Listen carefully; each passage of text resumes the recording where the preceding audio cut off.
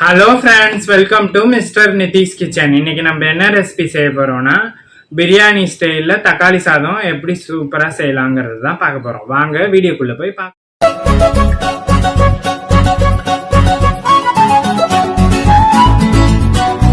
இன்னைக்கு நம்ம electric rice குக்கர்ல தான் தக்காளி சாதம் செய்ய போறோம். குக்கிங் மோடுல ப்ரீ ஹீட் பண்ணி வச்சுக்கோங்க. 2 டேபிள் ஸ்பூன் அளவுக்கு ஆயில் ஆட் பண்ணிக்கோங்க. ஹோல் ஸ்பைசஸ் 1 டேபிள் ஸ்பூன் அளவுக்கு சோம்பு ஆட் பண்ணி தாளிச்சுக்கோங்க. 2 கொத்து கருவேப்பிலை கிள்ளி சேர்த்துக்கலாம், அப்பதான் வாசமா இருக்கும். 2 மீடியம் சைஸ் ஆனியனை நீல வாக்கில் நறுக்கி வச்சிருக்கேன், அதையும் சேர்த்து நல்லா வதக்கிக்கோங்க. தேவையான அளவு கொஞ்சமா கல் உப்பு சேர்த்து வதக்கிக்கோங்க, அப்பதான் சீக்கிரம் வதங்கும். இப்போ 3 பச்சை மிளகாவை நீல வாக்கில் நறுக்கி வச்சிருக்கேன், அதையும் சேர்த்து நல்லா வதக்கிக்கலாம். இப்போ 2 டேபிள் ஸ்பூன் அளவுக்கு இஞ்சி பூண்டு இதையும் சேர்த்து நல்லா வதக்கிக்கோங்க. பச்சை ஸ்மெல் போனதுக்கு பிறகு 1 கைப்பிடி அளவுக்கு மல்லித்தலை, 1 கைப்பிடி அளவுக்கு புதினா தலை எடுத்திருக்கேன், கழுவி சுத்தம் பண்ணி வச்சிருக்கேன், அதையும் சேர்த்து நல்லா வதக்கிக்கலாம். இப்போ புதினா மல்லியை சேர்த்து நல்லா வதக்கிக்கலாம். இப்போ 10 பூண்டு பல்ல தோல் உரிச்சு இடிச்சு வச்சிருக்கேன், அதையும் சேர்த்து நல்லா வதக்கிக்கலாம், அப்பதான் வாசமா இருக்கும்.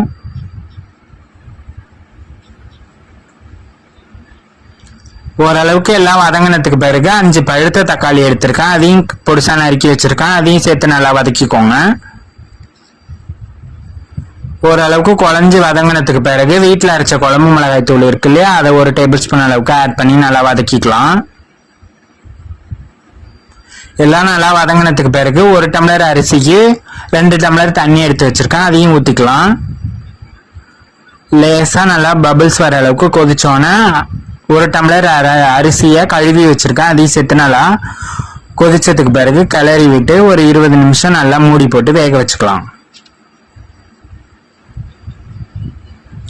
இப்போ 20 மினிட்ஸ் ஆயிடுச்சு. நல்லா சூப்பரா பிரியாணி ஸ்டைல்ல தக்காளி சாதம் ரெடி ஆயிடுச்சு பாருங்க.